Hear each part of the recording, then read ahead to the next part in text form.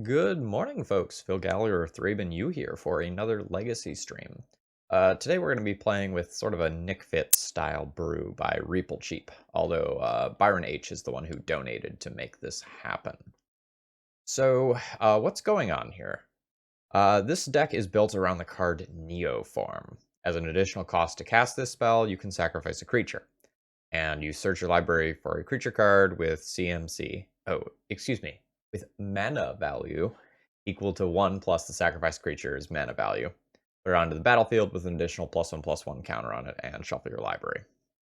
So the idea is that Neoform is an additional way to sacrifice your Veteran Explorer and ramp out so you can do cool endgame stuff. There's sort of a neat line that you can take with this deck. You can play a Veteran Explorer on turn 1, Neoform it on turn 2, and then you get Forest and Island and Snapcaster Mage. That allows you to Snapcaster Mage, grabbing Neoform.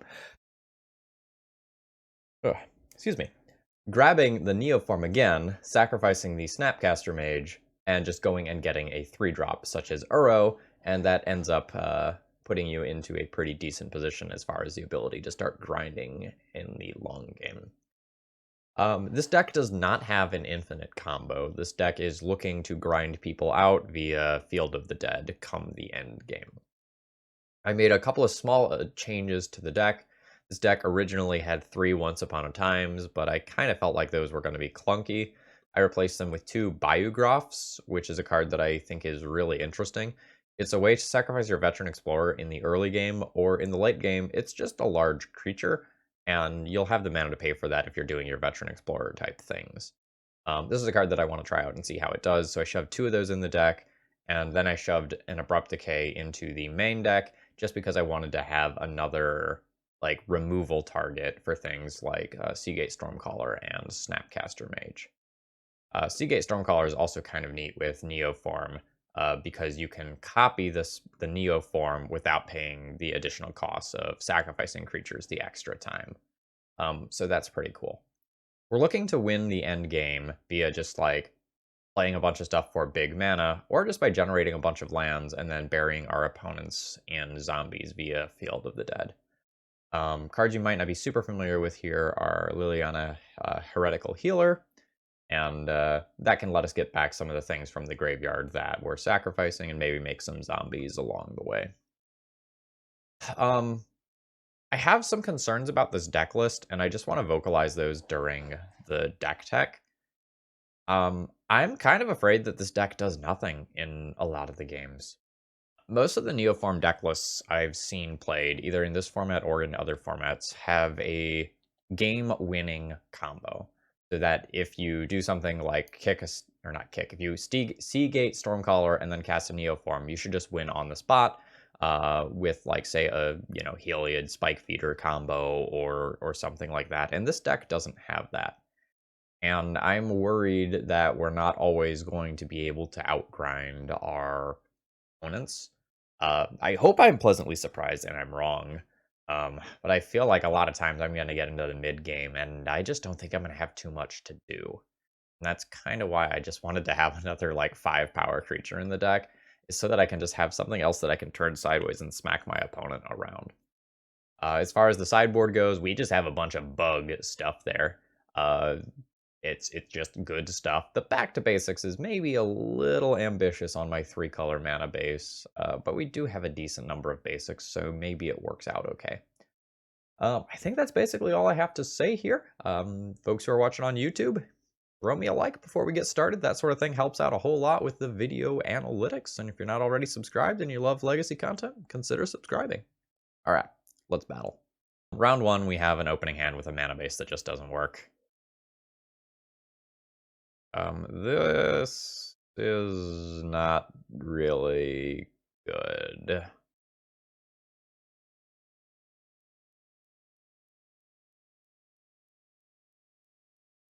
I guess I keep it. I just Cabal Therapy my opponent blind on turn 1.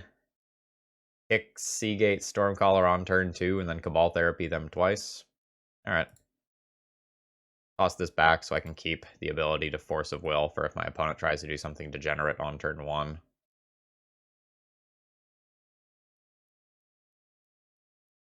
We might be playing against like Urza Echo. We could be playing against a Miracles deck.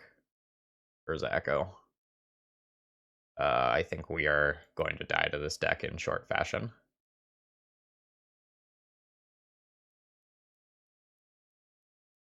No. I just can't let them have that. That is a source of like a lot of card advantage. My opponent's mana is in a really awkward position right now.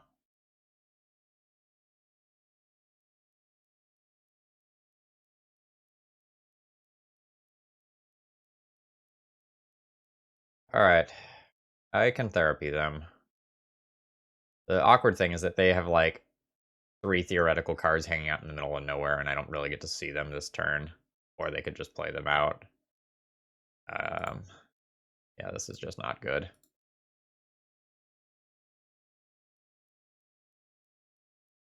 What do I care about the most? Getting Hull Breacher comboed?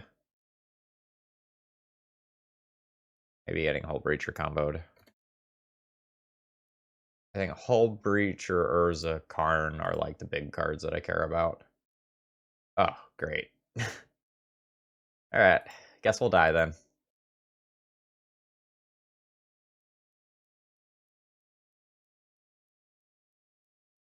This is brutal.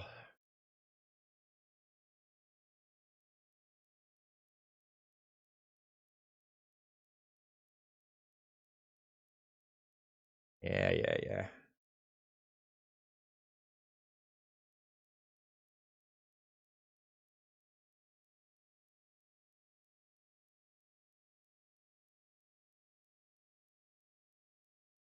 Oh, they're not just gonna echo. Cool.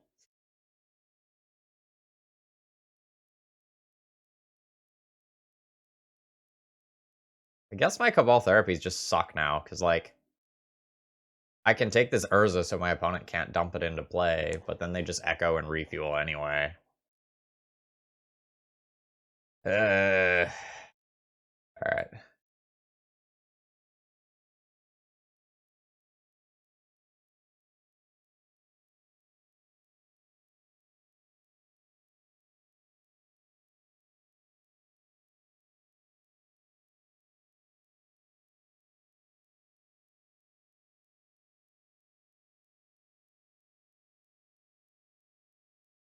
So we'll take the Urza.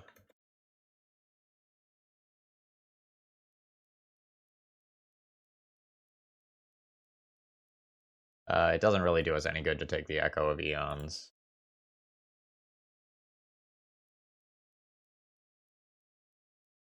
I guess I'll just leave it there.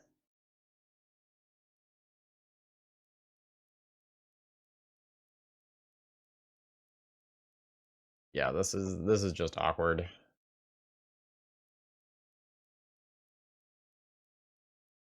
Alright.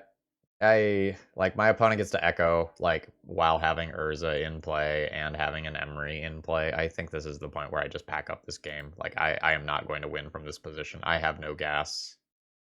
My opponent doesn't even need to cast the echo if they don't want to. Yeah. I'm comfortable conceding here. Like we're not beating this deck from this position. I mean, I just don't think we're beating this deck. Period. If I'm being honest, I think the Urza Echo deck is pretty darn good against blue decks. Boof is good. Decay is good. Uh,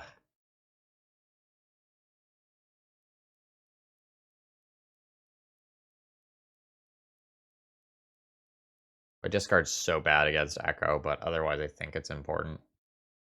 My Liliana's Triumph is not good.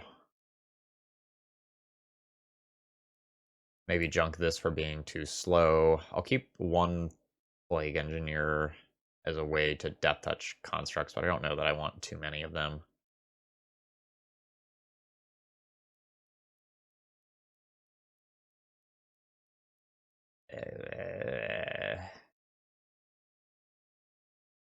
Yeah, I think I'm gonna have to like lean very heavy on getting a Leovold and or a Collector Oof here.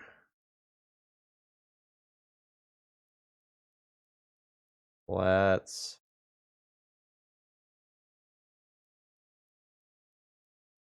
Maybe go down one of these. Two of those. Maybe just to get in more discard and more interaction, I need to cut a few things. Go down on that, and now I need all the Neoforms to tutor for these two creatures.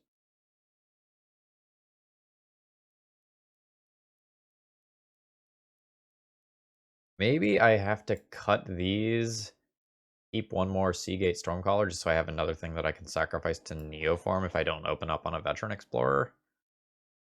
But I just don't see myself winning against this deck. Okay, Thoughtseize is great, but then I don't really have anything else going on with the rest of the hand. I just really feel like I have to high roll so hard here. I don't think I can keep this fair of a hand.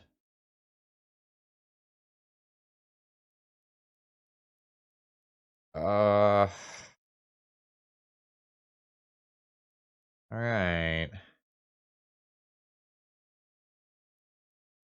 Don't really love this, but I have the sorts of cards that I am looking for.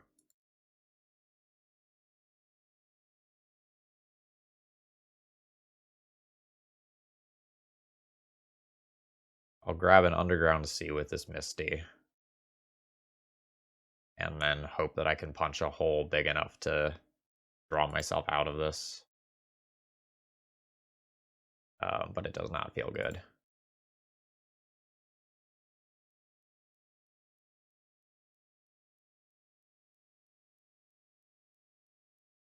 My opponent has a pretty redundant hand, but they don't really have enough mana. I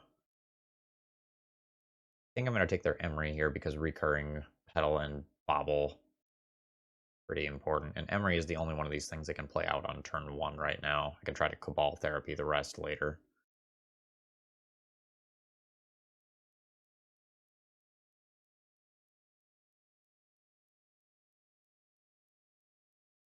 Good morning. We're down a game in game 1, in match 1, and I don't expect to win the match versus this deck yet. That was a very good draw. Now I can't take that Hull Breacher. Now my Brainstorm is also off, which is brutal. Yeah, I think I just died to that Hull Breacher because I can't take it now. That's super unfortunate.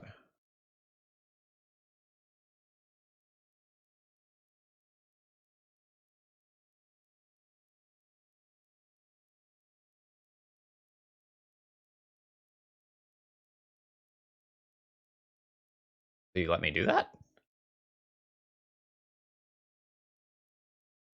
I mean, I'll take that Hull Breacher then. I was terrified of that. That was going to shut off my Brainstorms and just be very strong.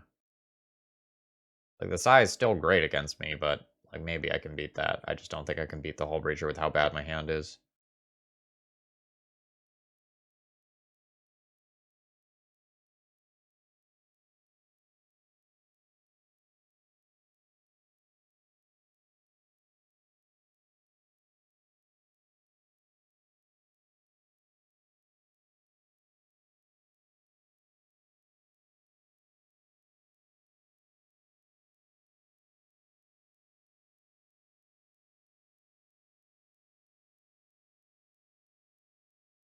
Yep, okay.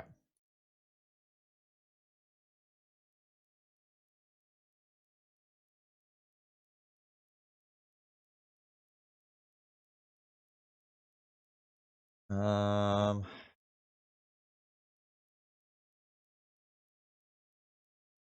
Pray. All right, my discard effects aren't really good right now. Let's just get rid of those and keep the lands.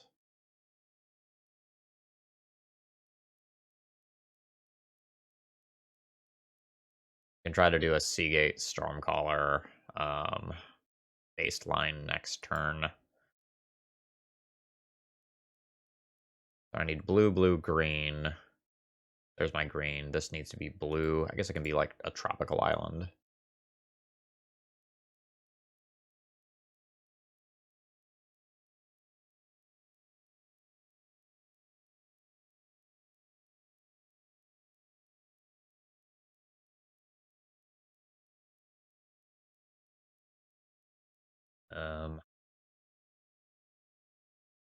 We have a Plague Engineer in the deck that I can get to really dampen the power of Psi.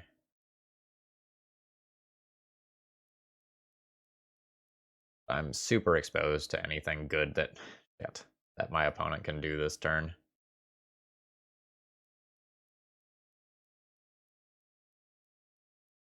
My opponent can just like liquid metal coating Rashad Port me and keep me from doing anything meaningful here. That's super unfortunate. Yeah. Uh-huh. So now I don't get to Neoform this turn. And I probably just get Lattice Locked the following turn. Cool, cool.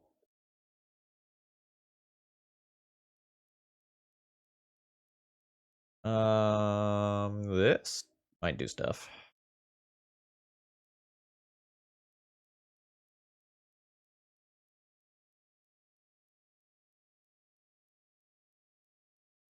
I'll play Veteran Explorer.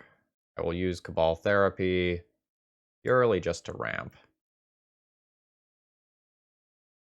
Alright. We'll use this ability, yes.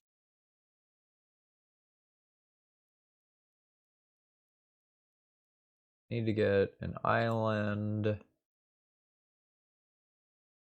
then I guess I want a swamp in case one of my other lands gets blown up. No, I still have access to black.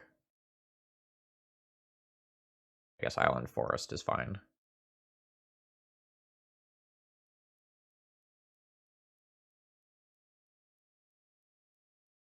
Oh shit, Island Forest is not fine because wait, no, Island Forest is fine. Forgot my trop was off though for a second.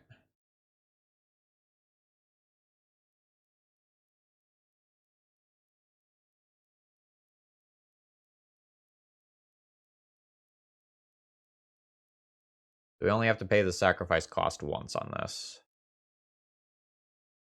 I'll get 2 critters.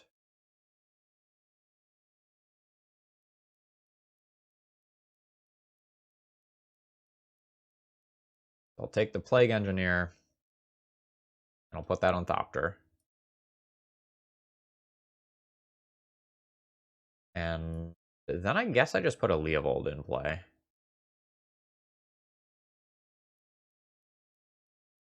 The Uro's not bad, but can be hard to cast. If my stuff gets targeted and I draw cards, I think that's very good for me. This also just shuts off some of the more terrifying things that we can do. Red, this is match 1. I think we're a dog to this deck.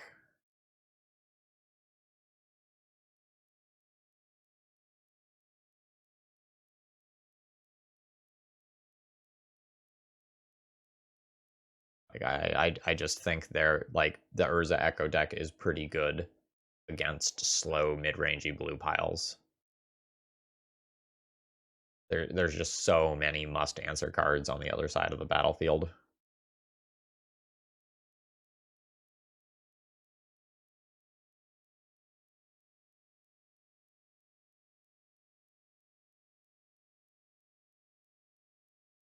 All right.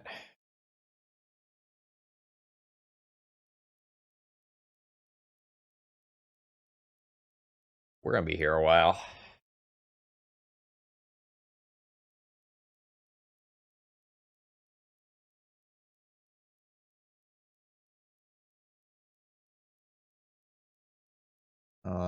I don't have a disenchant creature.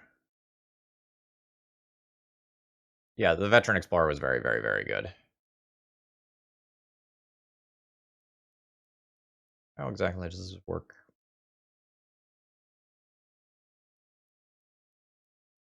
I could grab a Marin here. Like, sacrifice the Plague Engineer, grab Marin.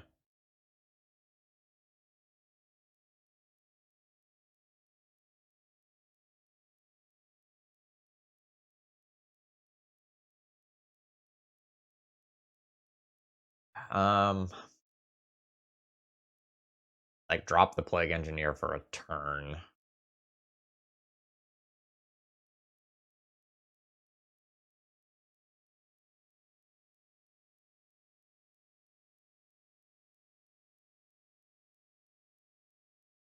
Yeah, I think I drop the Plague Engineer for a turn and get Marin going.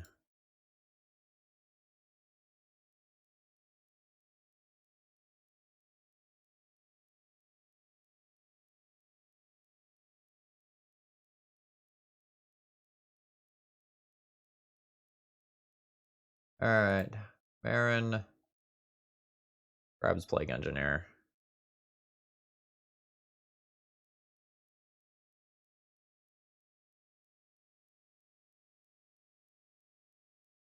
Now we sit and stare at each other until I find an Abrupt Decay effect.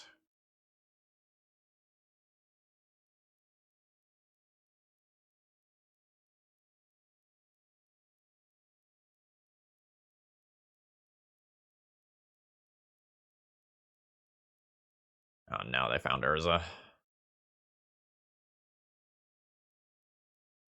Yeah, that's very good.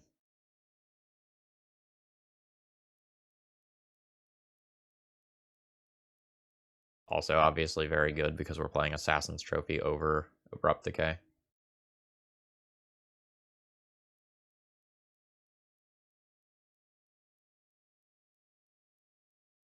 Eh.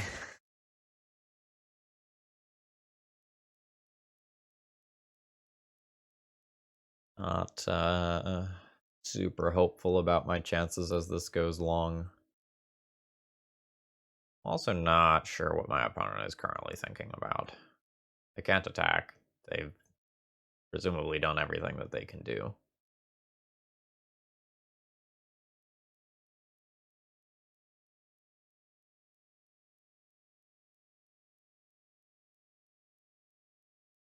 Alright, good stuff.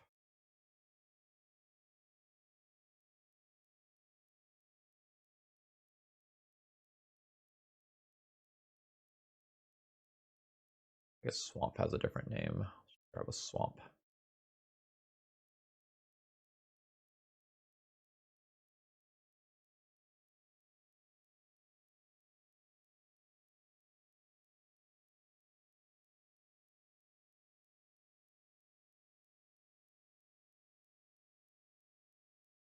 Yeah, so many of my cards are just off now.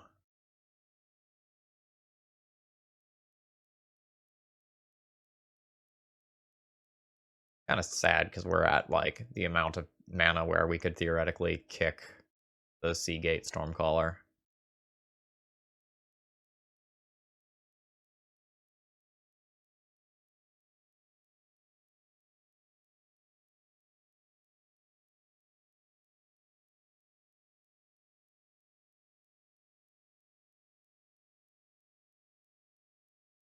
I think I basically also just lose to my opponent doing a Mycosynth Lattice at this point. I think I'm just dead next turn. Like, I have these zombies and such, but once I can't cast spells, it's very unlikely that my opponent won't be able to just play something out.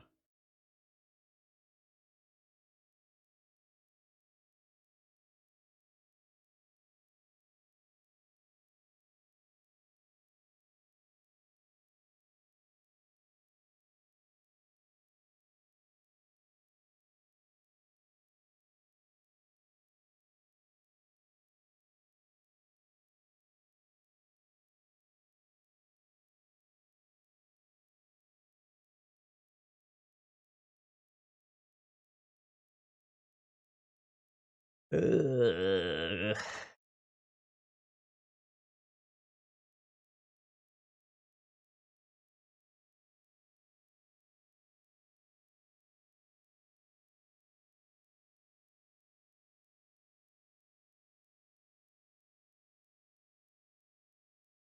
Lattice. All right, we're done.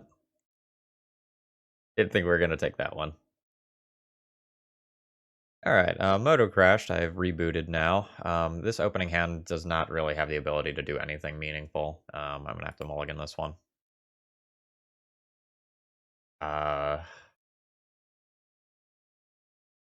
and also doesn't do anything, but I probably don't get to throw it back because it has like Uro and Leovold. I think I keep this and I just like pitch the Cabal Therapy because it's unlikely to hit unknown, and I can't really afford to flash it back currently. Just gonna keep my lands, hope we can get there on the back of reasonable bug cards.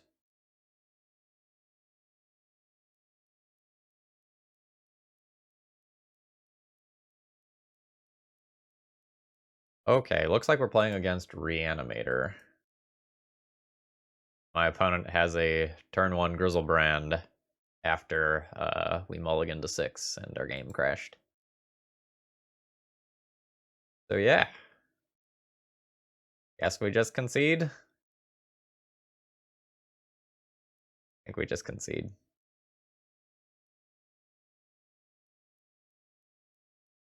Cool, cool.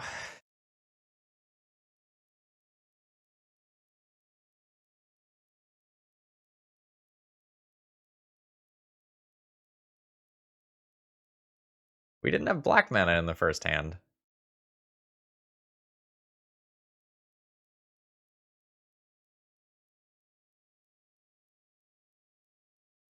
I probably need to play these.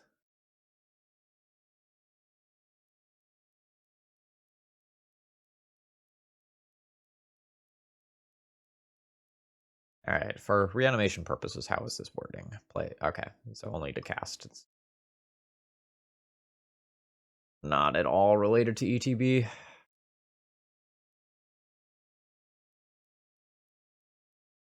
if I'm neoforming for like a Scavenging Ooze off Veteran Explorer. Or otherwise a Leovold.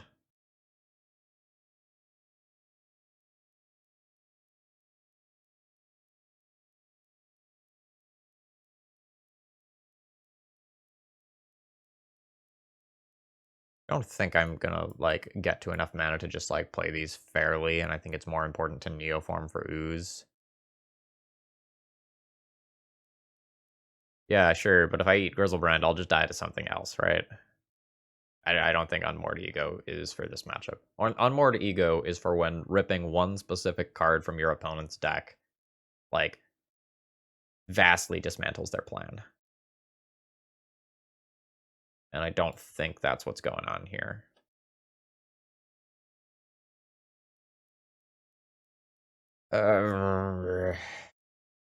Maybe go down on that.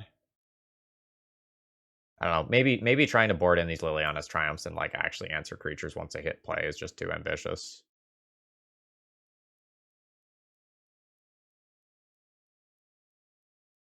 Oh yeah, Spellseeker gets Surgical. That's fair.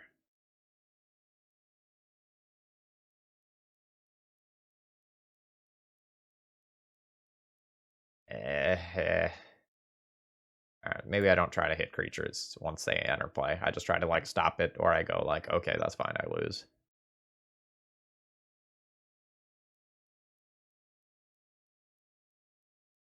Um,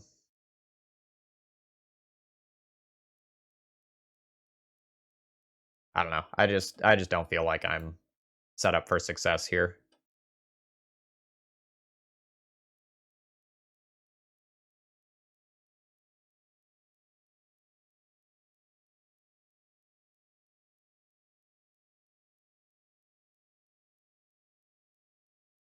Eep.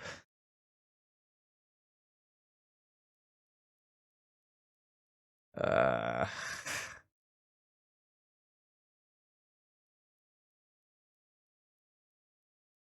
I can shred my opponent's hand. I have a safety net in Force of Will, but like there's a huge chance that I just do nothing this game.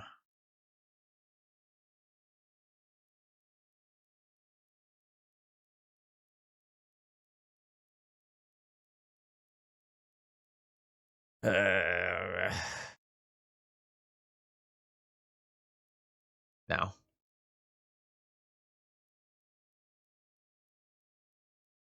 Uh, this is also not good.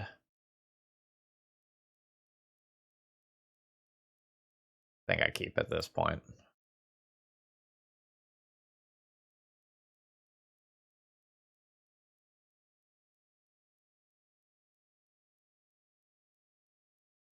Well,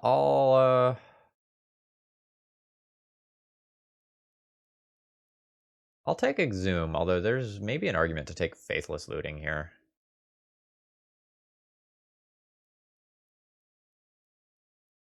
Like, I can take Faithless Looting, and then take Exhume with Cabal Therapy next turn, and then that doesn't allow Grizzlebrand to get into the graveyard.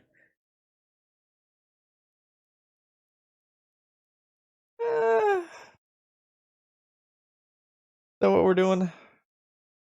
Maybe that's what I'm doing.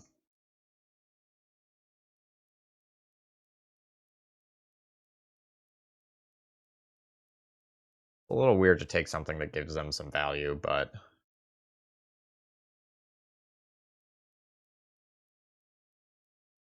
feels like this gives me the largest window in which to draw something that matters.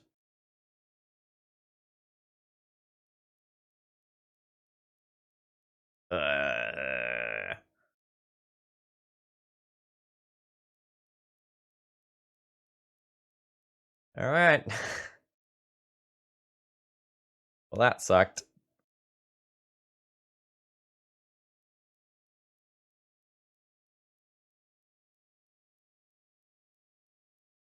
All right. I mean, they exhumed Grizzlebrand on turn 2 after disrupting me.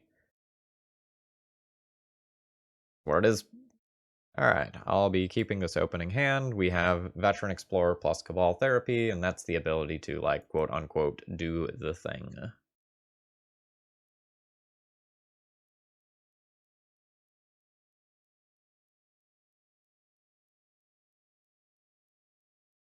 I think I just fetch a Swamp and Cabal Therapy my opponent here, rather than play out the Veteran Explorer.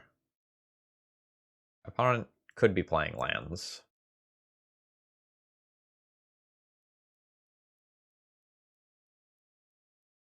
That's what they were last seen playing. I'm going to operate under that assumption. And name this. Ah.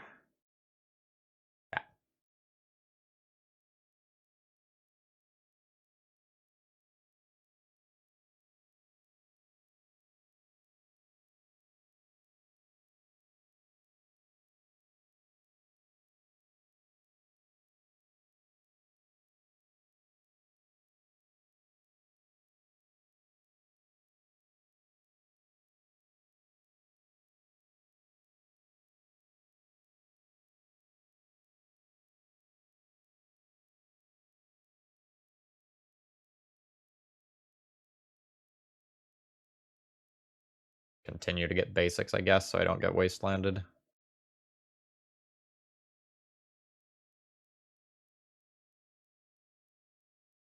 Or Schadenport will be quite good against me.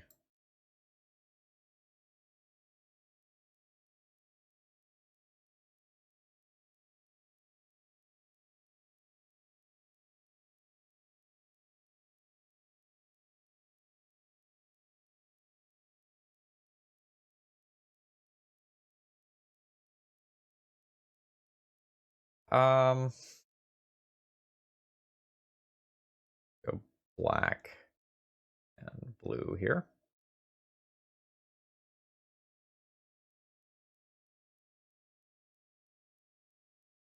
Do I just take the Uro to prevent them from putting one additional land into hand, or do I just blind name Valakut Exploration again? If they tap out for the Uro, I have a greater chance to actually, like, do something on my turn rather than get double or Schadenported. I guess I'll name the Uro, but it doesn't feel good.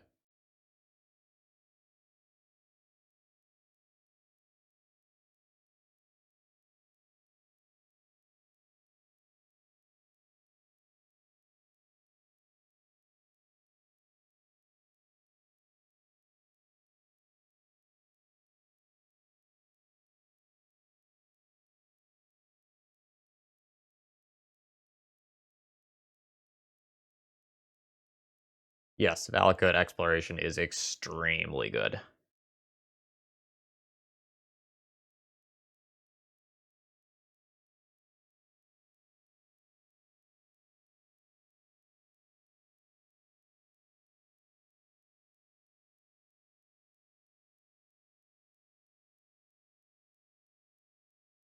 Cool.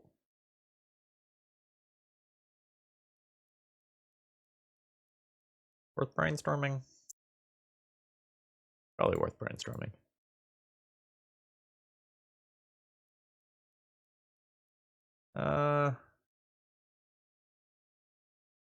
This stuff is not particularly good currently.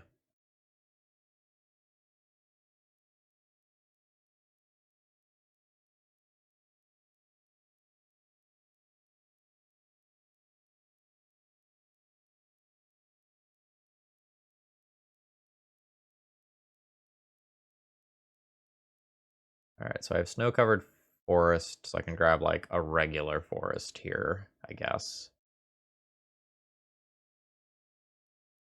Keep the different names going.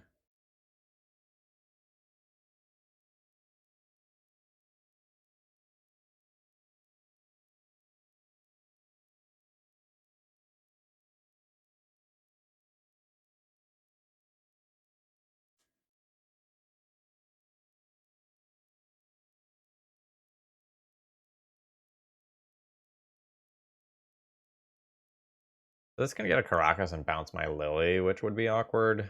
If I just let this go.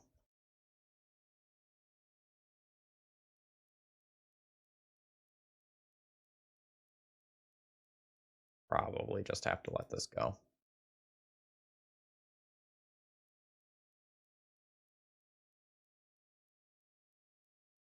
Oh, just a fetch land.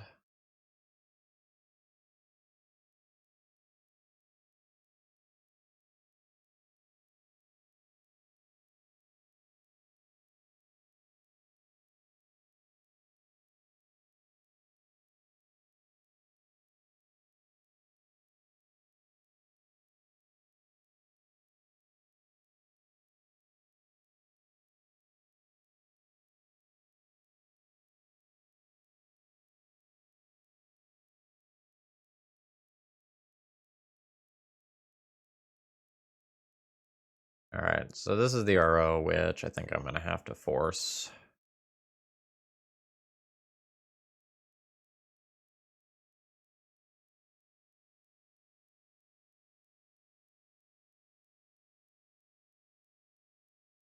Uh,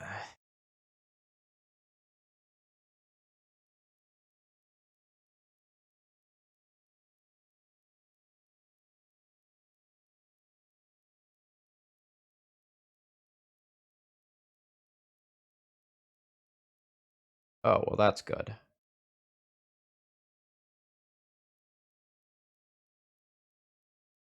It'll be a little hard to actually deal with through a Rishadan port, but... Oh shit, I missed damage here. This critter is gonna flip.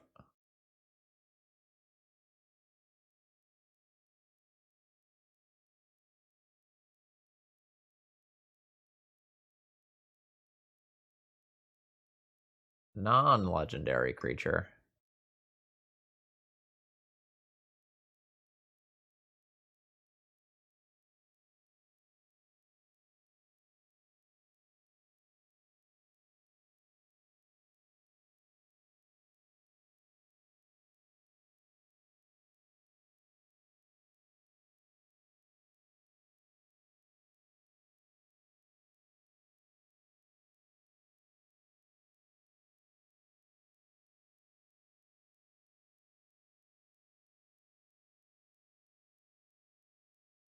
Alright, I have 5 basics in play. 1, 2, 3, 4, 5, 6, 7, 8. Okay, cool. I can still get basics.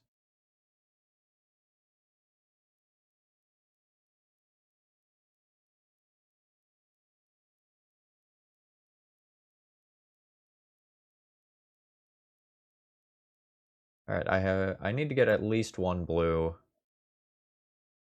I guess I'll get a second blue as well.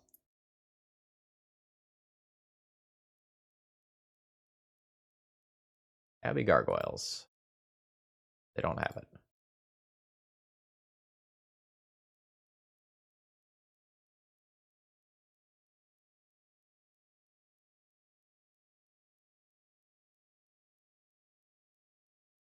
Neoform's okay.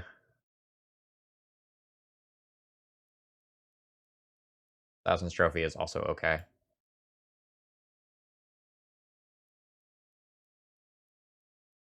The Neoform can help me clock a lot harder. Pick up like a Leovold as well. Or no, I can pick up a Marin. I have to get 4. Marin lets me recycle this stuff. Maybe that's not better than Assassin's Trophy. Let's grab our Metal Assassin's Trophy and call it good.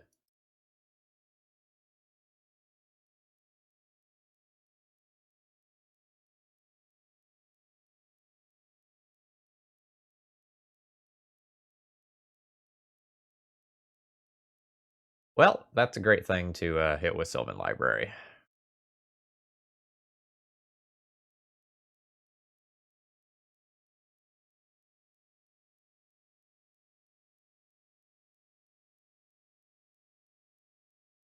Feel pretty confident that I'm just going to do that.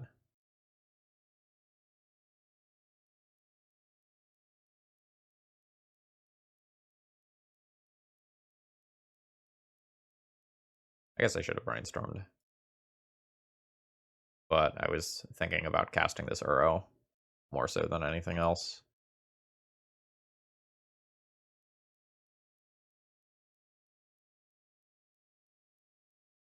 I think I still do that over playing this Ooze.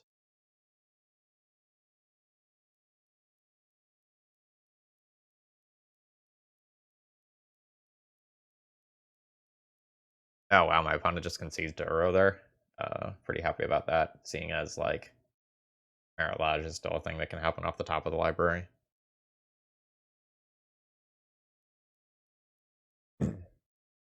Alright. Would like a decay. Like surgicals, I guess. Surgical, like Graveyard Hate is way less good than it used to be against lands because like Valakut Exploration is just so dumb. I guess I'll probably back to basics. There's some mutually assured destruction there, though.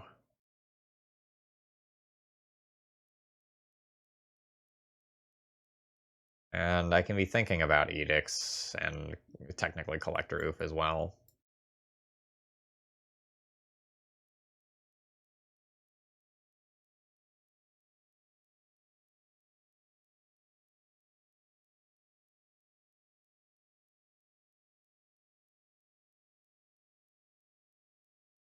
I don't feel like this deck sideboards well.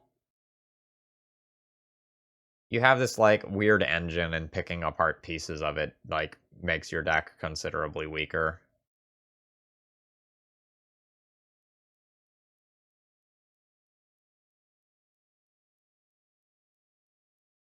Like a lot of the cards in this deck are not particularly strong, but if you remove them, you lose out on a good portion of that tutor box, that like toolbox package. So like Spellseeker's not great, but if I take it out of the deck, I can't like effectively Neoform for Assassin's Trophy anymore, which can be a big deal.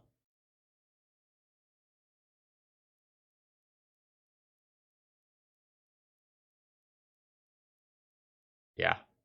I feel like it is very difficult to solidify a plan of like this is how I am going to board and play with this deck. Um yeah. All right. Let's lose out on that utility.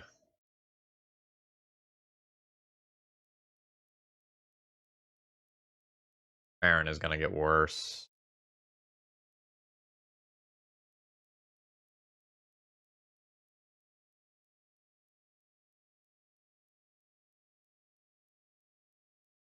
Puts me a little light on actual win conditions. I think I'm just opting to fold to a Merit Lodge.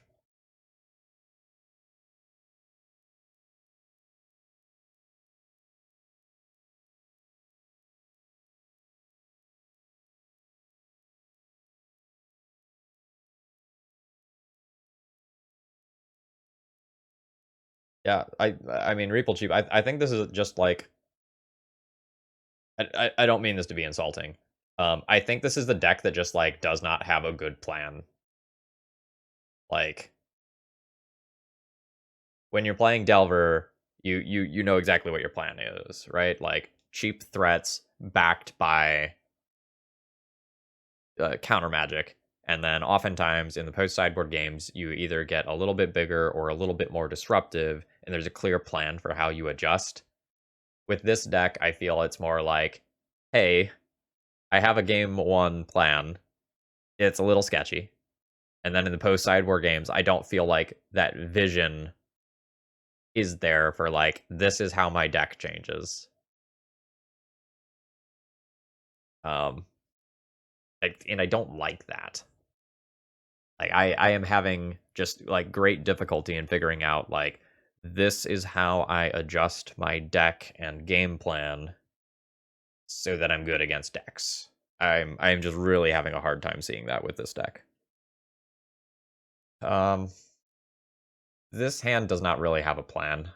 I make 3 land drops, they can't be wastelanded. Is that good enough? The land drops that I make will be not casting these cards that are in my hand. I think I ship this. This one at least has like Veteran Explorer, and I can Abrupt Decay it. Question mark.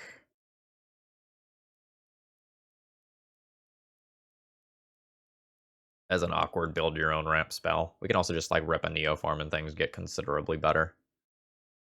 So that means I should lead on this so I can fetch Basic Island if I rip Neoform.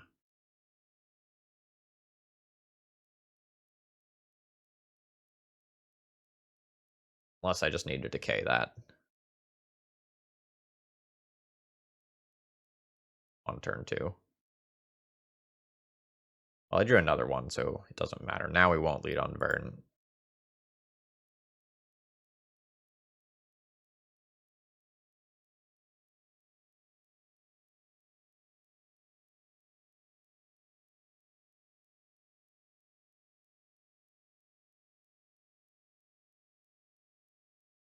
I know Brian Bosch and Roll recorded with a Seagate Stormcaller Neoform deck yesterday, and he also said uh, that the deck had some issues. Oh, opponent does not have more lands. In which case, we're going after the Sylvan Library instead of the Exploration.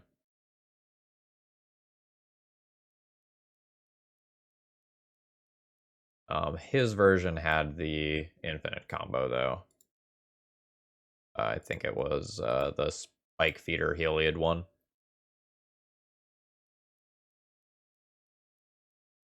Flip Toads, thank you very much for following.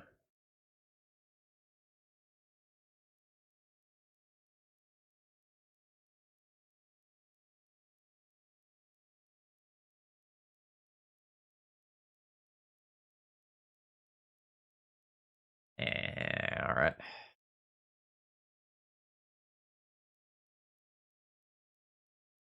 Yeah, I don't know if I've ever talked about this on stream or if this was something that I just talked about with Brian.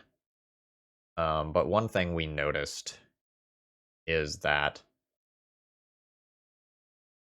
a lot of the worse donation deck lists that we play don't have a strong game plan for interacting with the opponent and like consistently doing a thing. Morning, Nathan.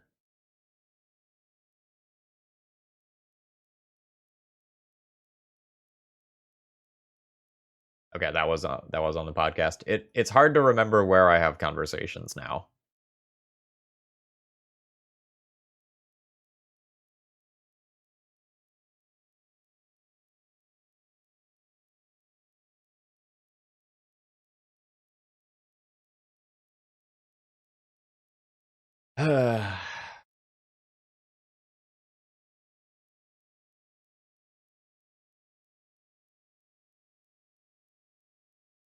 Probably need to stop this exploration.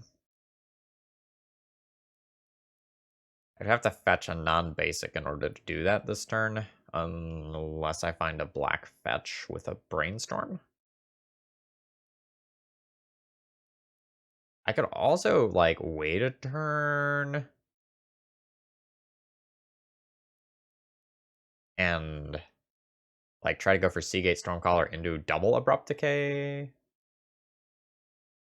They do something else? I don't know. Apple Pies, I'm doing well. I'm going to record with your donation deck list either today or tomorrow. That'll be on YouTube later this week.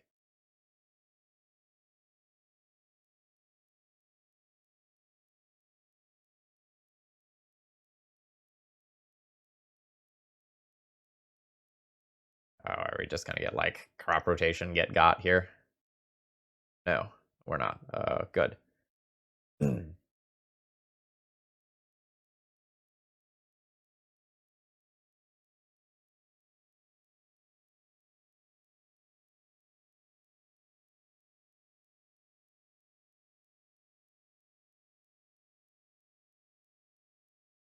think my mana's too tight for this right now, and I think the Uro offers better inevitability.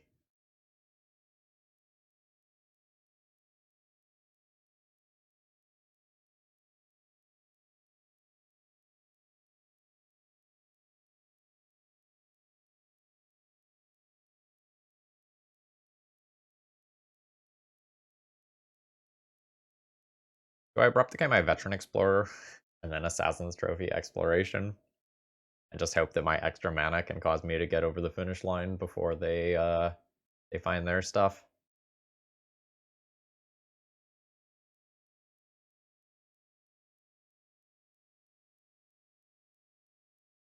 A little sketch.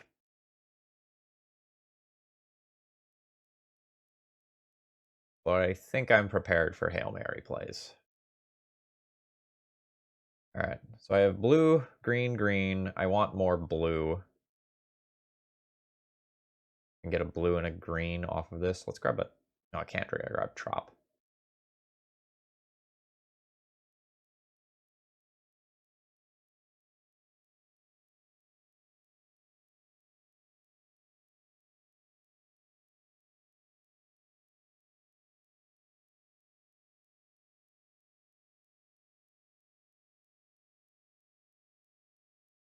Oh, right, I was thinking about getting black-green to actually Assassin's Trophy this turn.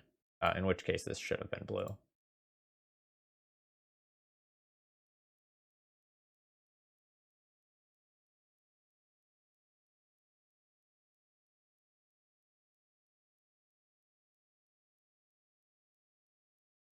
Sisyphos, thank you very much for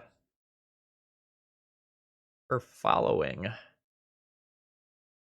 Was that Camus who said one must imagine Sisyphus happy?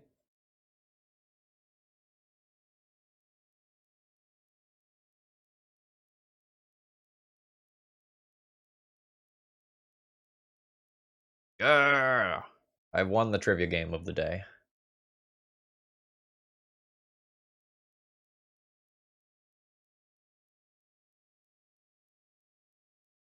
Yet.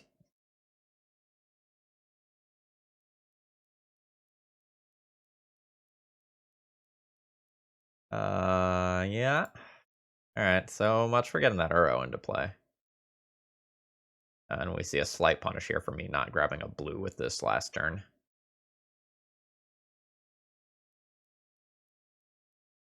That Maze of Ith is going to make it hard to win as well. I think I'm just donezo once my opponent finds Dark Depths.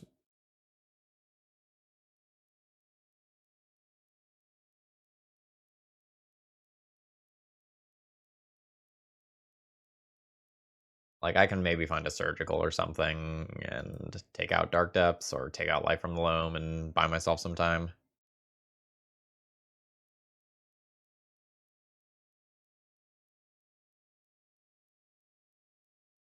But life is bad.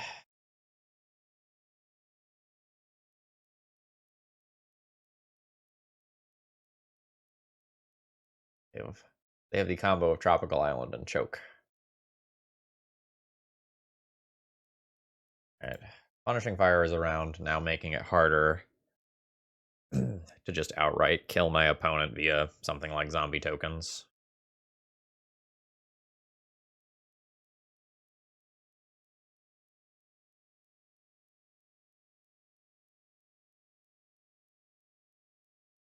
Yep.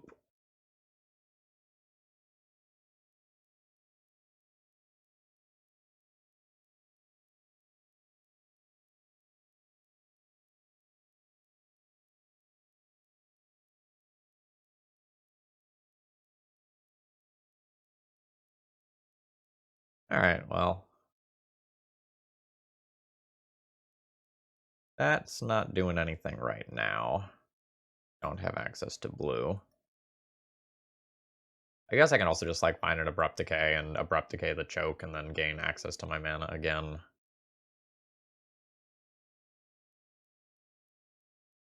Alright, now my opponent has Double Grove, which means that they can just kill my Lily. I'm also just going to eat it to a Field of the Dead. My opponent's Life from the Loams are so good right now. Not if they hit like that, but they have so many theoretical hits. Plus my opponent does just have 8 cards in hand.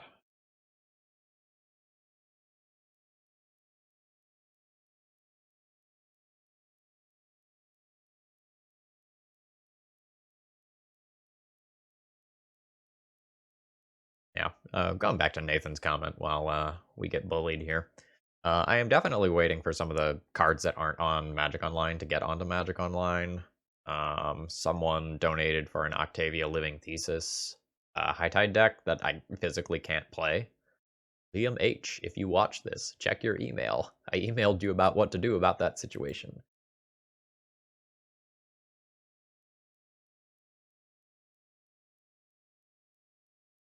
Yeah, Wizzo Mystic. I don't know that we have enough to do with our mana come endgame. Like, I understand that critique.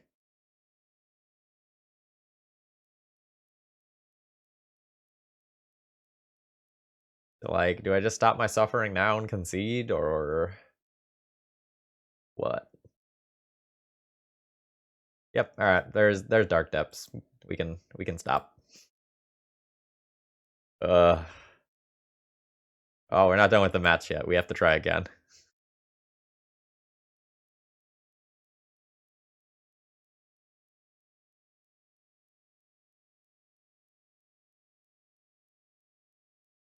I want Biogruff on the play to just have a chance of making a 5/4 on turn 2. Maybe I want that.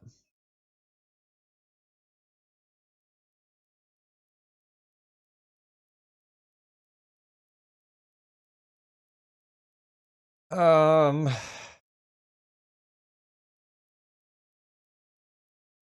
I do that, maybe I can trim on Cabal Therapy.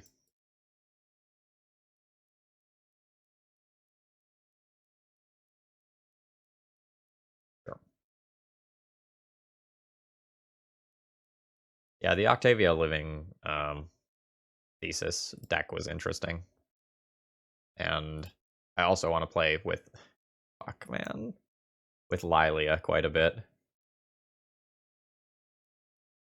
If I miss on my Brainstorm on turn 2, I just instantly die.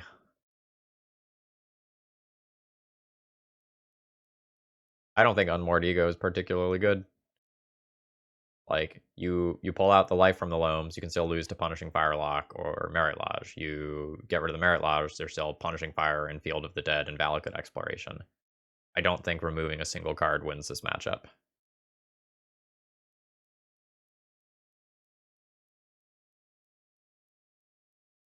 Alright, I'll keep this.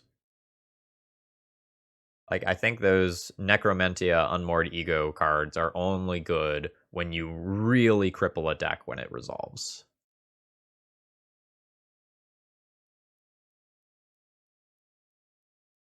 This is a game where I'm going to have to be wastelandable, I think, if I want to curve out the way that I want to curve out.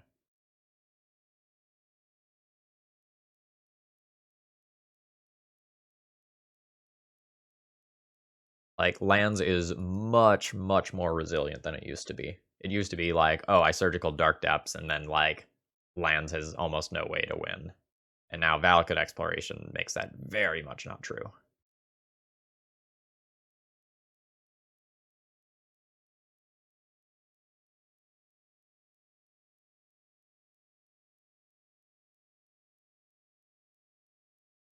All right.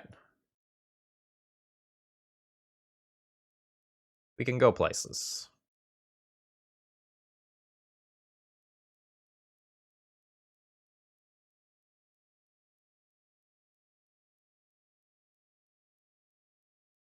You kept a one-lander? Well, now I don't get to sacrifice my Veteran Explorer.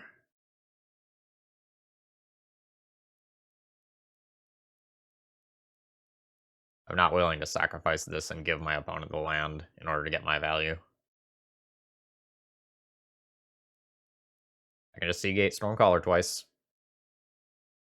Brainstorm twice. By no stretch of the imagination is it like a glorious play, but fine.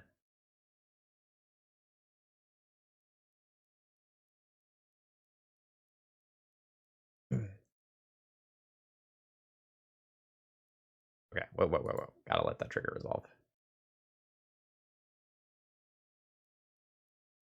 Getting double Brainstorm locked is better than getting single Brainstorm locked.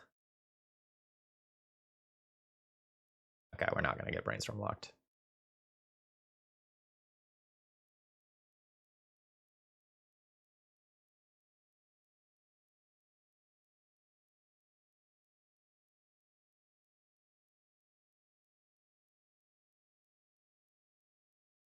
We might actually put a win on the board here, because my opponent kept a one-lander that was a colorless land. Oh, no.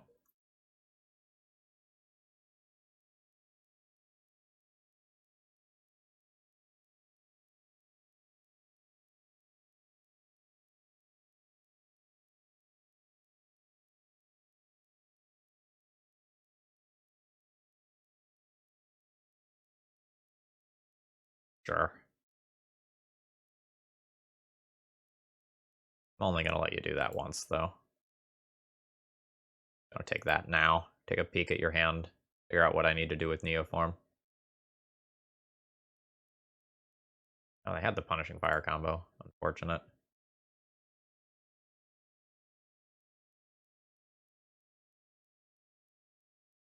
Alright, I need a screenshot of this. And good morning, Vandwedge.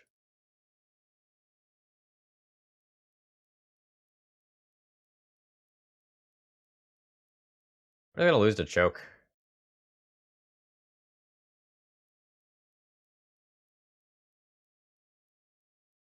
So I guess I just need to put as much power into play as possible in this turn cycle.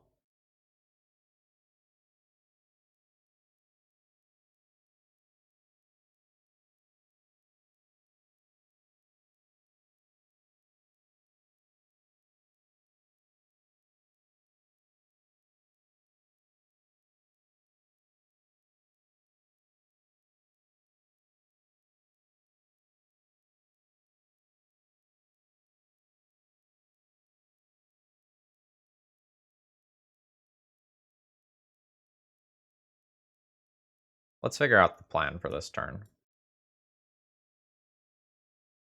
I would like to end up with a Leovold.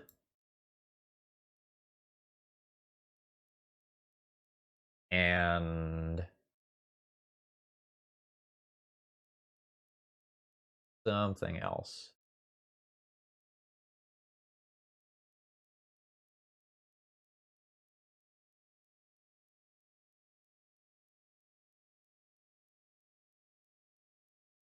I guess there's also like, do I want to sacrifice the Veteran Explorer?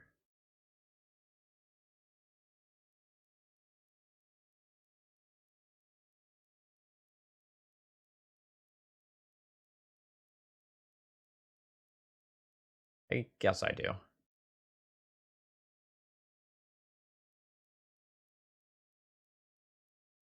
I'm gonna get choked, which makes grabbing Uro not ideal.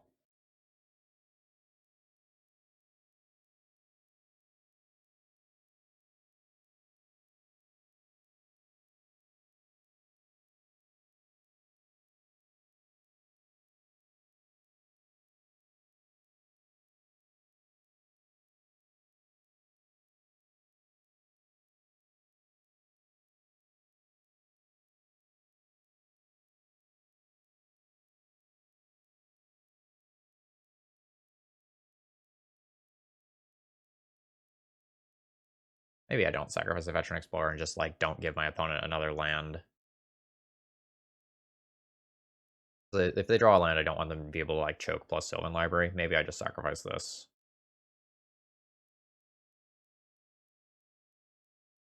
Yeah, maybe I just sacrifice this.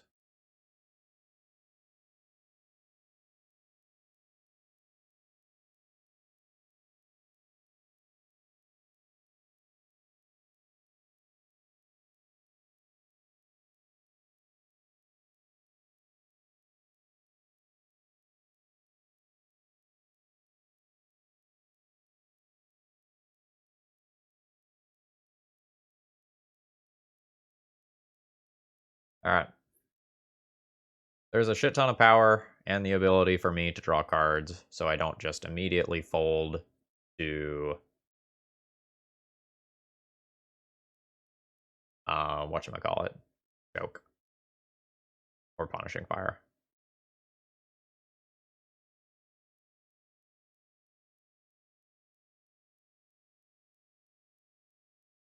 You just make the wrong collar with Mox Diamond.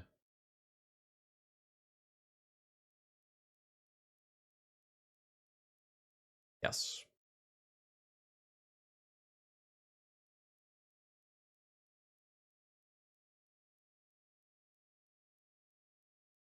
I can just nearly kill my opponent here.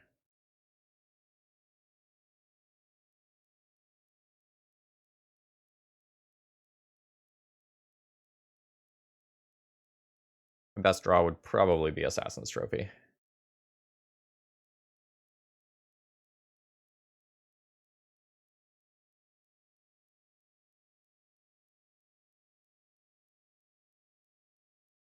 What are you thinking about over there? Are you just gonna crop rotation while I'm hellbent? Right, Glacial Chasm.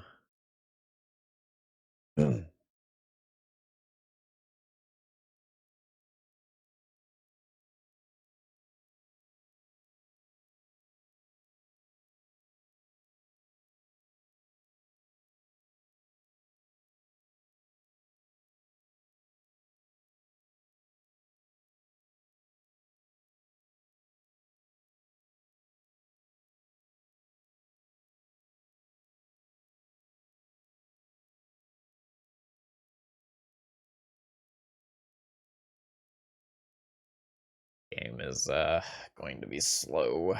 My opponent does have Glacial Chasm in the deck.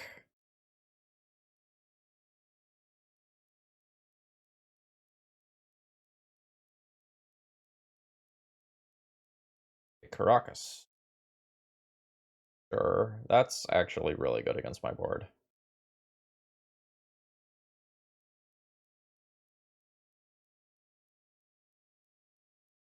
Oh, Assassin Trophy. Very good.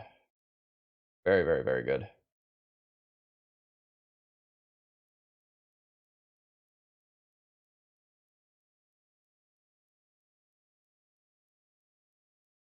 Alright, how do I want to use Assassin's Trophy? I can use it to blow up the choke and unlock my mana. I can use it to just blow up the Caracas.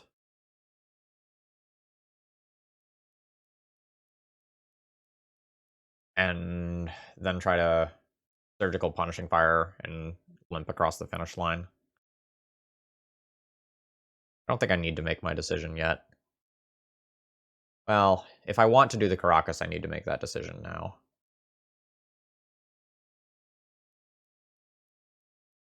By Assassin's Trophy, and then my opponent just rips Dark Depths, that's problematic.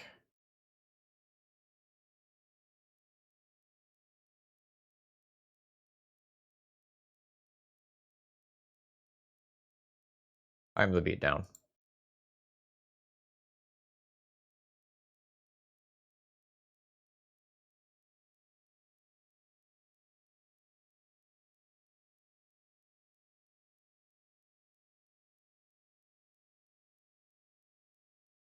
I just want to try to finish this game. Like, I have the pressure on my opponent. Like, my opponent didn't feel like they could just go and grab the Dark Depths and kill me. This is targeting. Targeting Seagate Stormcaller. That will convert into a 2/2 zombie. Gives me a Planeswalker, which is not 3 points of damage, but it's, I guess, fine.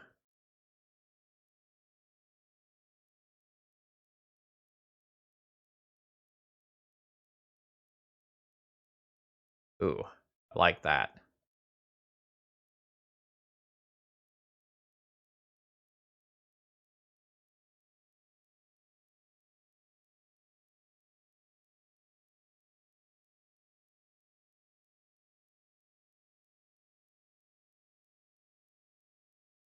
Sure.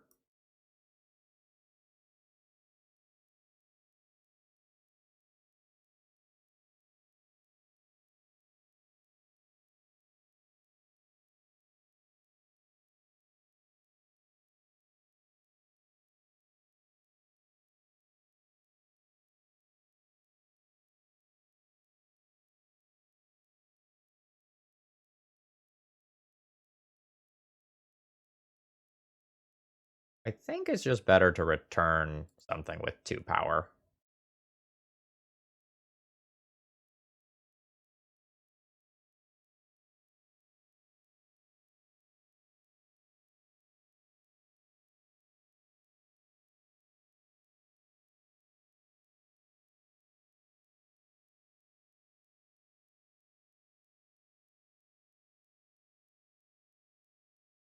Okay, we put a win on the board there.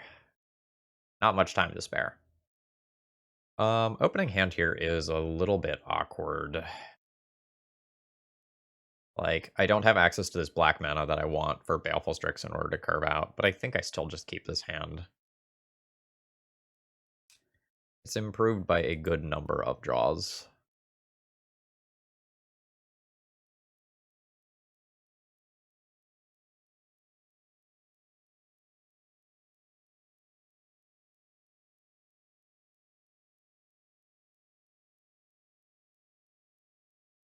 No.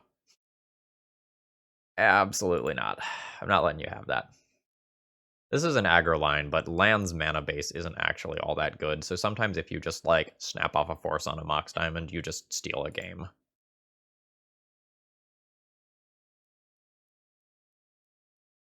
Now, if I don't have that for, you know, a Valakut exploration later, that can be awkward. Eh. Biograph. Don't mind if I do. I'm gonna opt to play around Wasteland here, rather than play towards being able to eat a shit ton of things with Scavenging Ooze. So I can attack for 1 with Baleful Strix, and then play a 5/4, and, like, actually be able to pressure my opponent's life total. Which is sweet.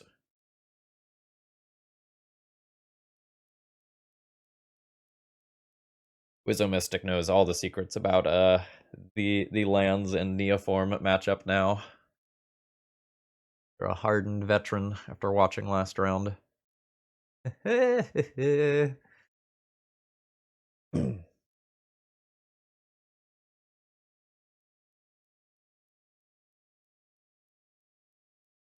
Yep.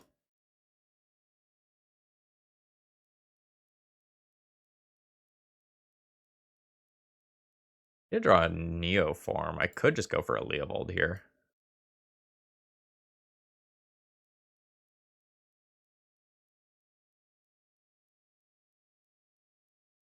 Like, Leovold versus Sylvan Library is pretty cool. It's pretty good versus Rashaudenport. I think I've talked myself into that. I'm sorry, Biograph. Today is not your day. Later.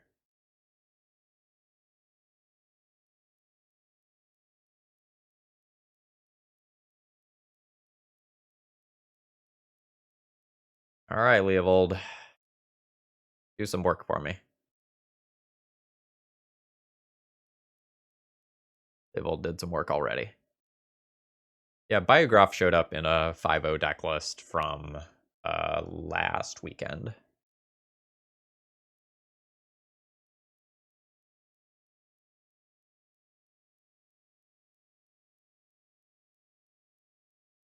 Oh no. Oh no. That's a Merit Lodge. Which I think I'm just dead to.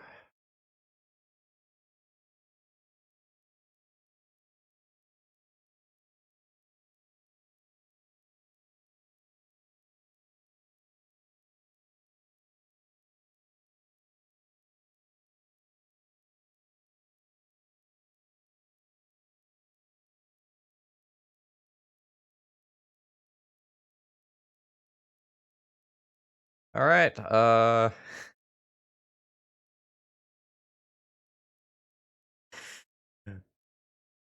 can survive a turn.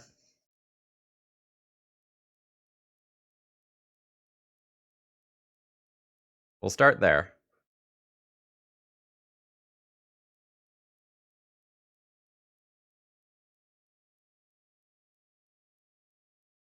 I don't know where we go afterwards.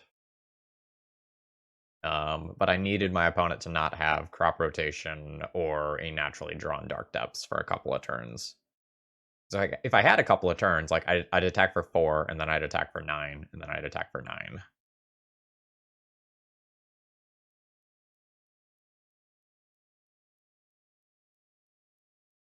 I'm not sure if my opponent is supposed to be giving me cards here.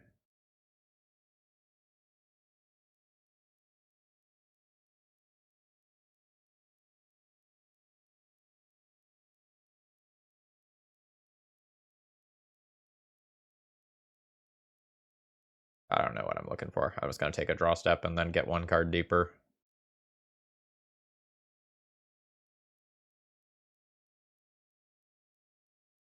None of that does it.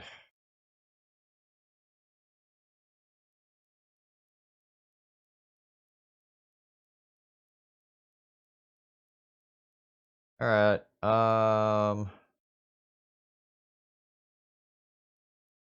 Decays and surgicals, and we were on the fence about Liliana's Triumph before. Definitely want back to basics. I think I cut or shaved Cabal Therapy. I don't remember exactly. I think I went Spellseeker out and Plague Engineer out. I also think I trimmed a card in here somewhere. I don't know if I'm supposed to go down on all the Cabal therapies. This still leaves me with 6 ways to sacrifice Veteran Explorer, which is probably okay.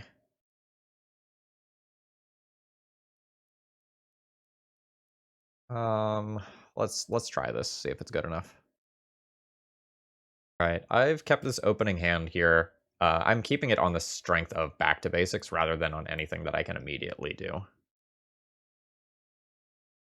Carrie, the issue is with like this deck is we're not really that great of a toolbox deck. We're just like kind of a toolbox deck. We're not something like Espervile that gets to play cards for every single fringe situation.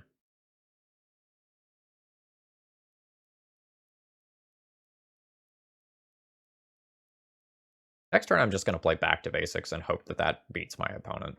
I'm seriously considering just playing a 2-1 here, rather than like waiting for the value. And I think I'm just going to do it.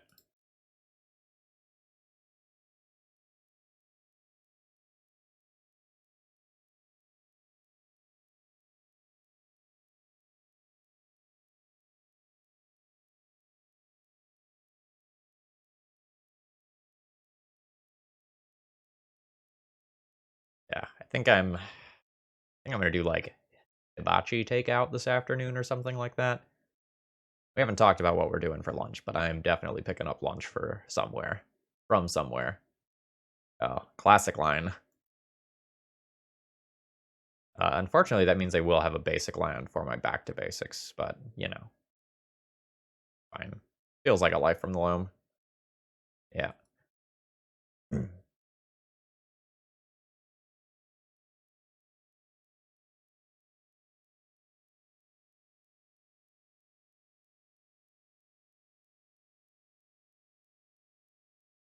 I don't need to play back to basics this turn, right? Now we get to do something real cool.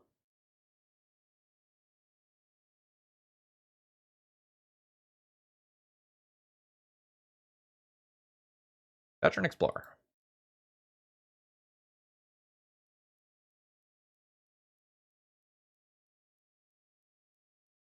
Hold on. Do I not have a third basic green source? Okay, good. I do. Everything's fine. All right. Sacrifice the Veteran Explorer. Use Veteran Explorer's ability. Yes. So I'll gain access to black and get another green.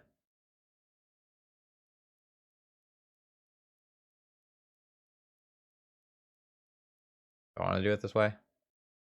I do.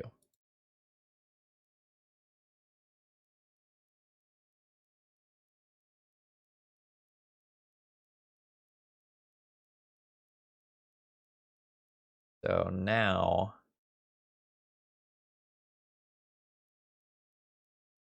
I pick up a Biograph. All right. And then I'm going to play another Biograph.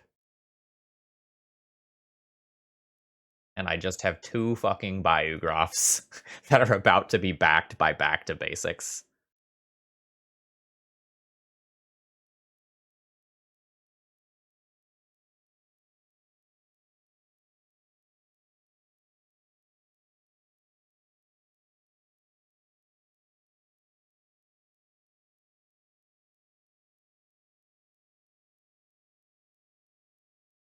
Destroy the creature with the least power.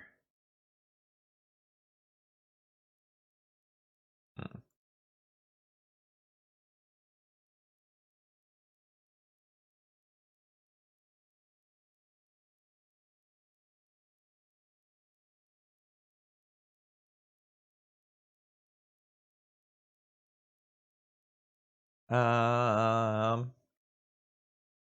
Do I just offer Seagate Stormcaller up as a sacrifice to the drop of honey?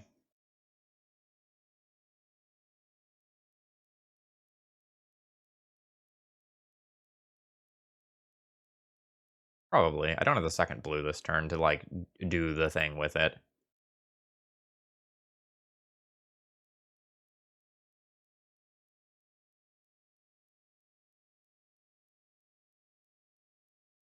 If nothing else, I get a screenshot of, like, hopefully killing someone with two Biographs for Twitter. And at the end of the day, that's what really matters, right? Good screenshots for Twitter. Pretty sure that's what matters.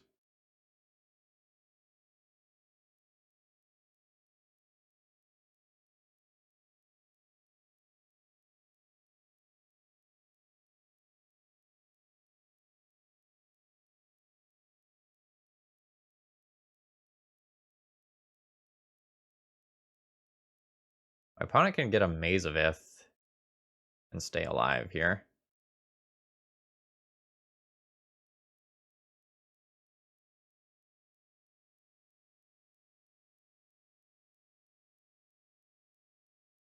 Drop a honey kills a duder each turn. That's the long and short of it.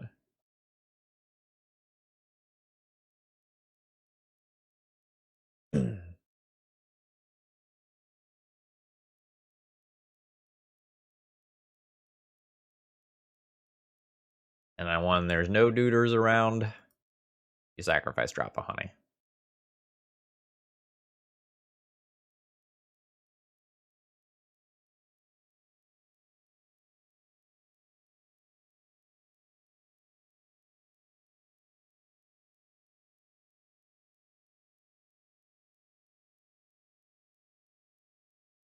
Spellseeker's boarded out right now. Okay, it's all just back to basics.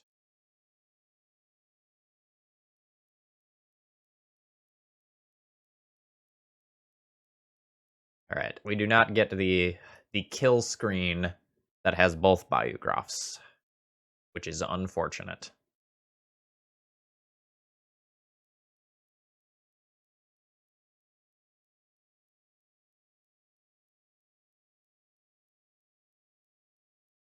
Removal spell? Damn.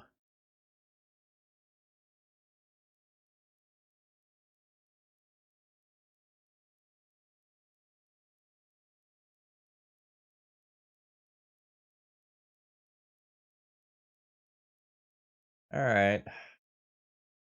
So I crash in, they chump block, and then I just like turn this into an Uro post combat.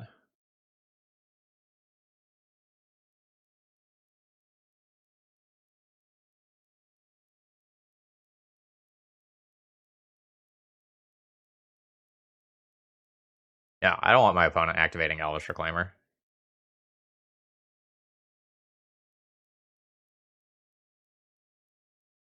So what happens here is I cast Neoform, and then there's no creatures on the battlefield, so this is gone.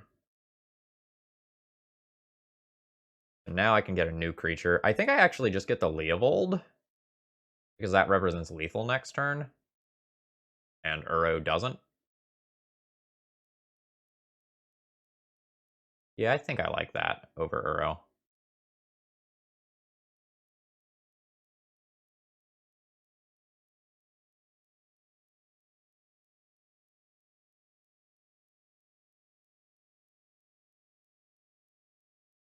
Do I care about the maze? I do have Back to Basics in play.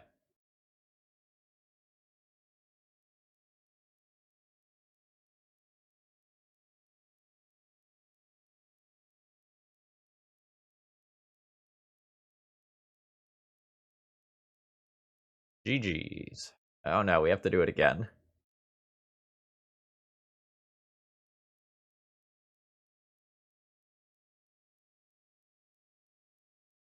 Oh.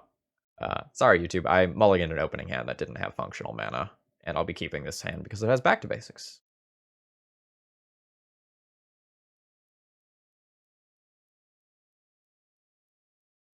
Well, see, Matt, the fun thing about legacy deck names is after a while, you can just like make up stories about where the name came from, and only the old people really know whether you're telling the truth or whether you're just like fucking with them.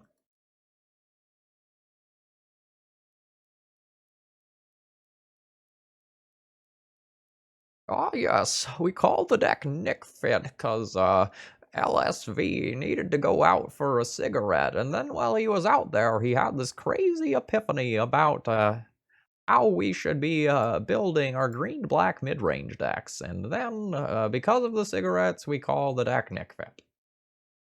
You know, something like that. You know, no one can ever really know. I'm just gonna force this rather than answer this with Abrupt Decay because of how my mana is working out here.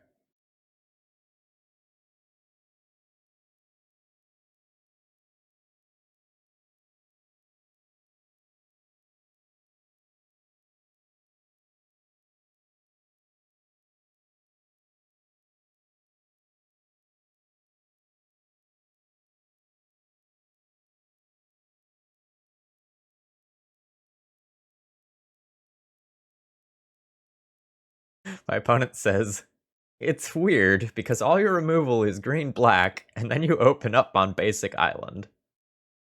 Guilty. Alright, well, I'll Abrupt Decay that one in a bit. It's just more important to cast this Back to Basics.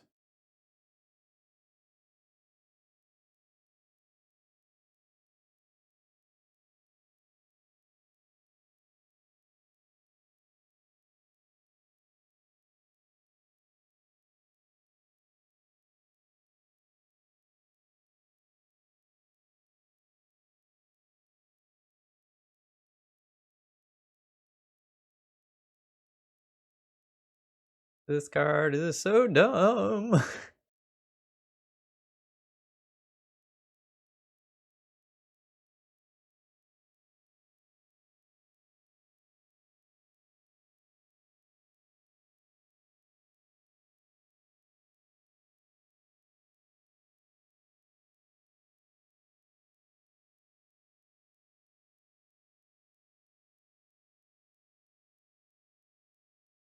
Now we stare at each other for 6-ish turns, probably.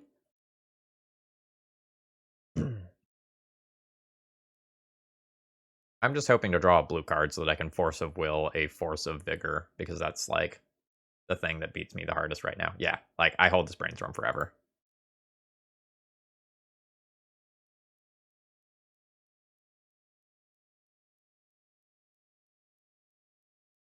Ah, we've reached the breakfast cereal portion of this stream, huh?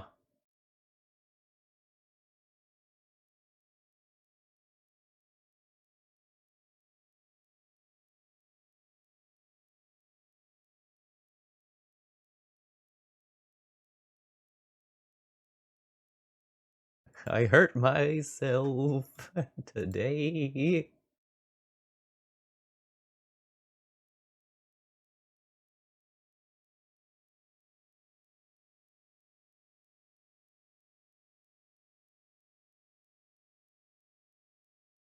Just to see if I could feel.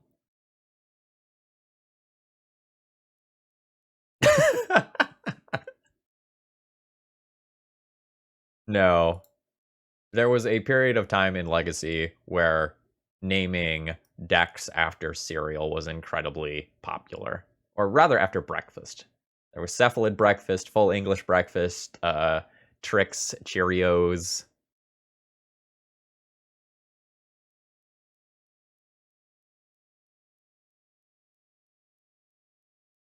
Now I can brainstorm since I have another blue card that I can pitch to this. Are Legacy players okay? No, we're fucked up.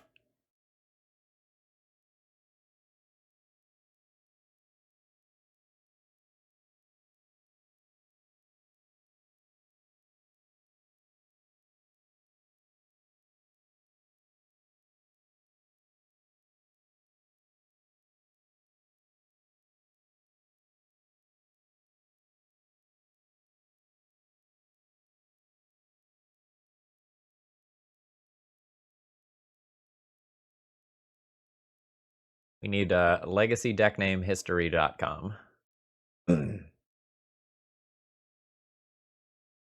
I can Seagate Neoform here, but if I do so, I drop Force of Will. So I'm not going to do this yet. It'll be very good in a few turns, though. I think I've got a win here. And I'm not going to do something that causes me to lose that win.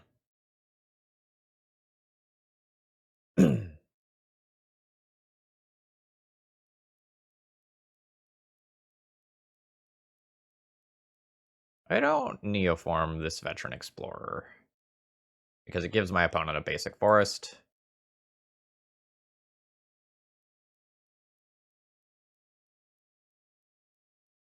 Yeah, let's just call that a turn.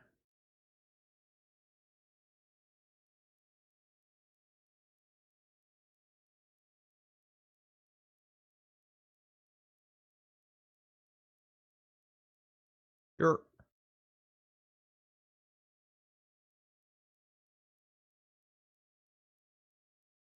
Alright. Battle of Patience and Inches. Don't worry, we can blame lots of people for our problems.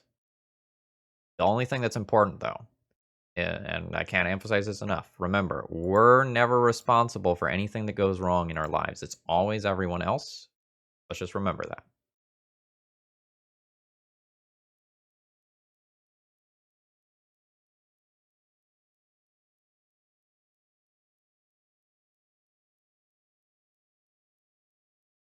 Hate everyone equally. Hold on. Let's not go that far.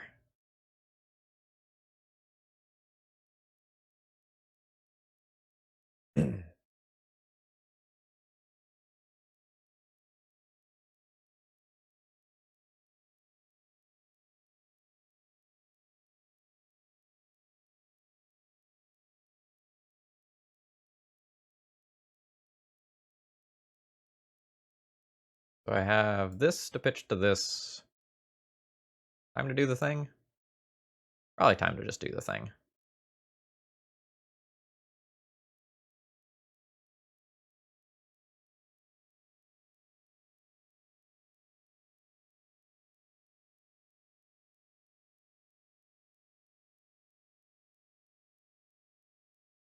I guess let's do the same combo as before. Grab a Liliana. I will grab a Leovold. Things seem pretty safe now.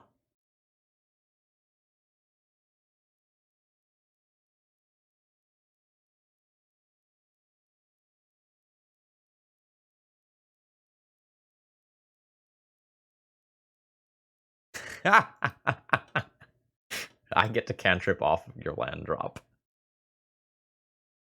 Oh, GG's. Opening hand. Does not have a solid plan and does not have the ability to cast his Brainstorm in order to create a solid plan. I'm gonna mull this one.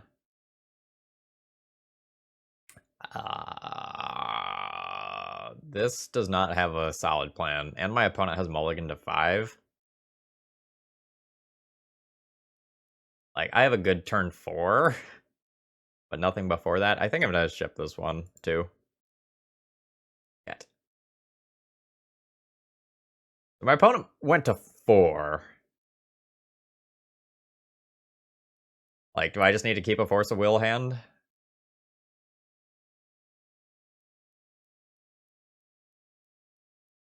Okay, double Cabal Therapy hand after my opponent's mulligan. We accept this. This is fine. I guess these islands probably go back. Then this gets Underground Sea.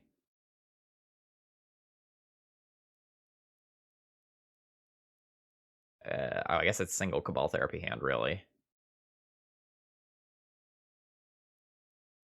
I could keep Bayou. Like, I could keep 1, 2, 3, 4. Keep Bayou here. But if things go wrong, my hand becomes very bad.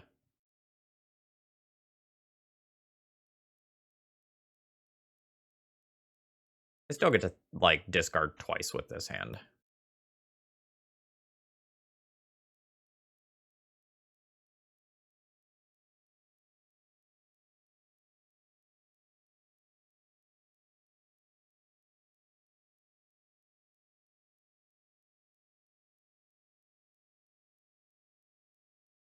So, which unfair card do we name with Cabal Therapy on turn 1?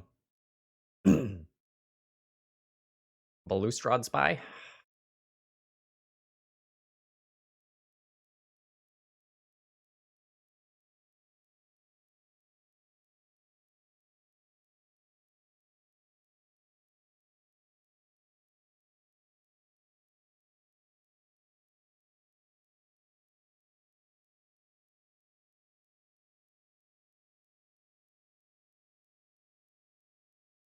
No, I'm afraid.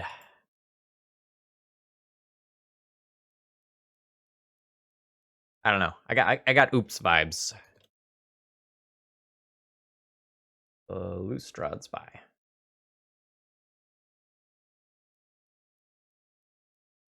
Yeah, it was Undercity Informer.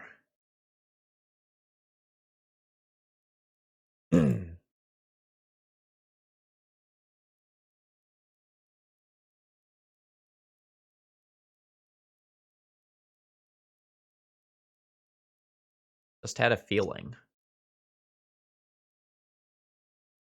Maybe it was more than a feeling.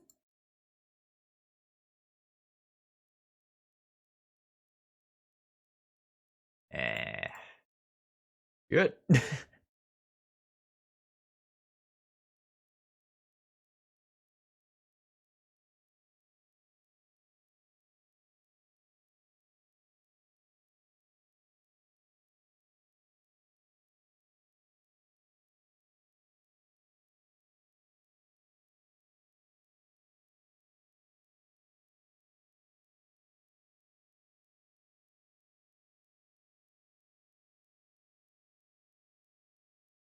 All right. Blue, green, black. I can cast this Leovold.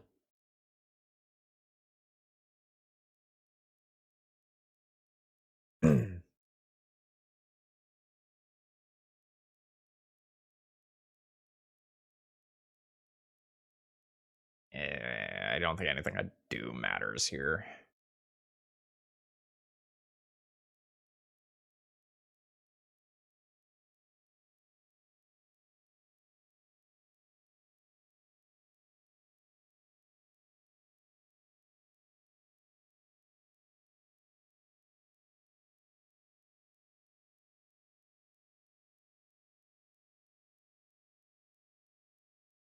I don't know. I'm a skinny guy. It really depends on how fat the duck is.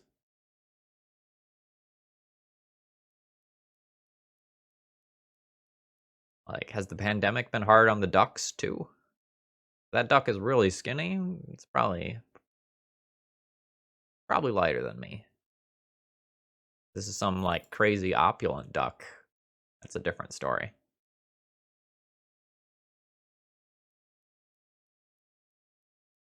All right. Yes, I will use this ability.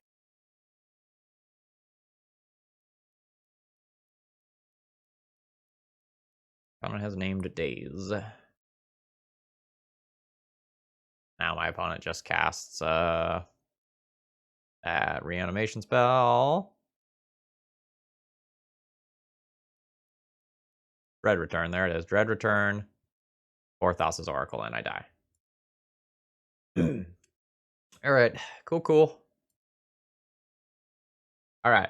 So, Twitch chat, here's your Unmoored Ego matchup, right? Because I cast this, I take Thassa's Oracle, and then I win. Just like period, full stop. This is where this card is for.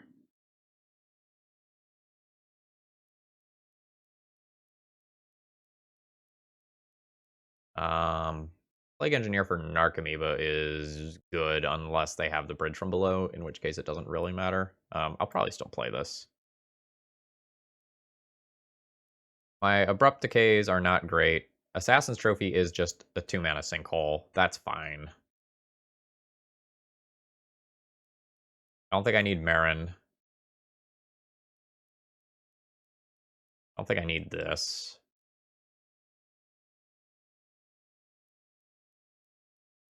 I don't think I need Strix. This is one of those times where I am just going to have a billion cards that I can board in. I don't know. Maybe this isn't actually good enough.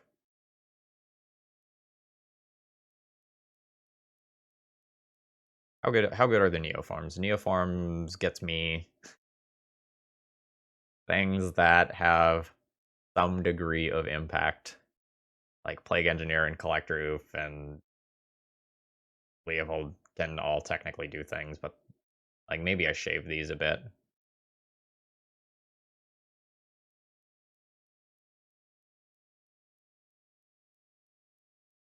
I go real Creature Light here.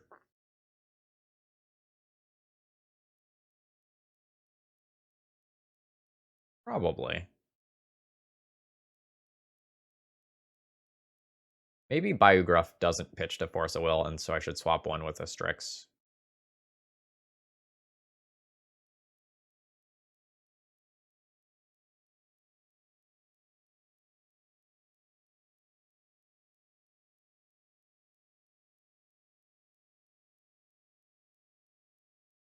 I don't know. Stormcaller double discard is still pretty sick. I think I'm good with keeping all those. They also just pitch to Force of Will.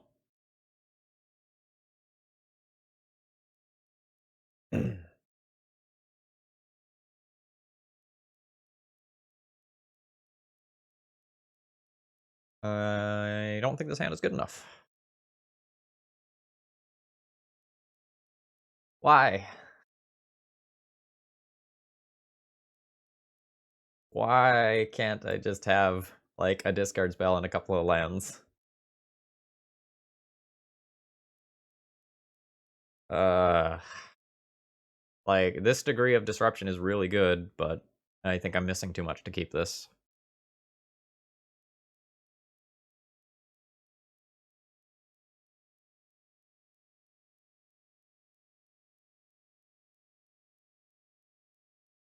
I mean, I'm on 5 now, so I guess I just, like, begrudgingly keep.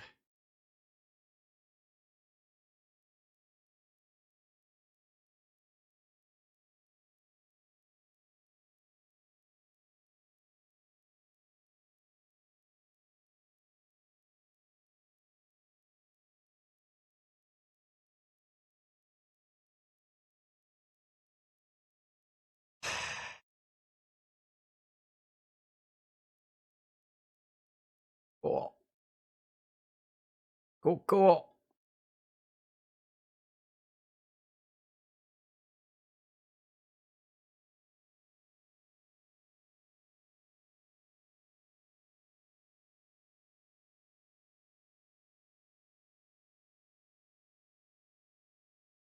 Oh, geez, they get to, like, Thoughtseize, too? Alright.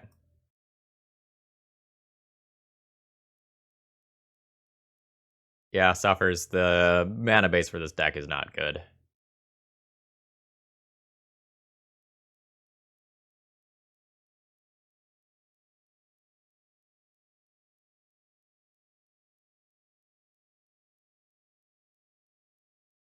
Like, my opponent had a turn 1 with 2 pieces of Disruption. That beat my 2 pieces of Disruption.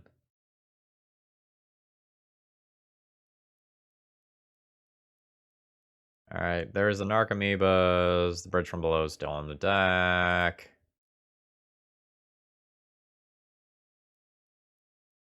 Where's the Dread Return? Oh, there it is. And I'm dead. Oh, I did not believe in the heart of the cards from this stream. I thought from the beginning of this league that it wasn't going to go well. I'm being totally honest. Alright. Overall thoughts on the deck list. Decisive. Eh. The Neoform isn't exactly winning me the game.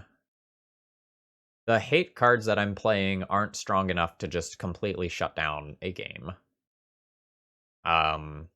Like, Leovold and Plague Engineer can sometimes do that, but it's pretty rare that, like, one of those cards hits play, and it is just, like, I absolutely cannot beat it.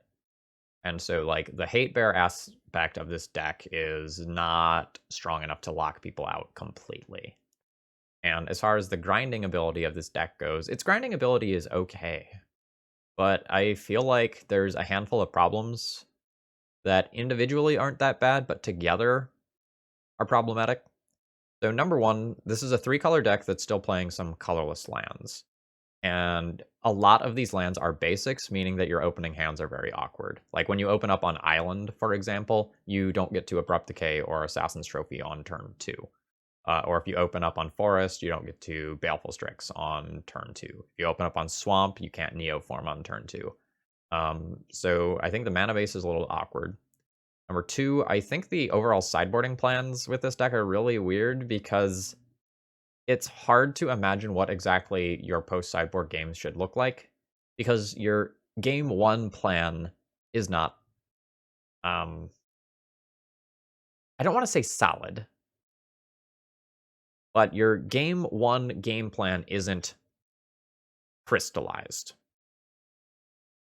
And by that, I mean there's not a clear thing that you are trying to execute every time. The game plan for this deck is more like, yeah, like we drag the game on, and then we'll kill him with like Field of the Dead or Uro or something.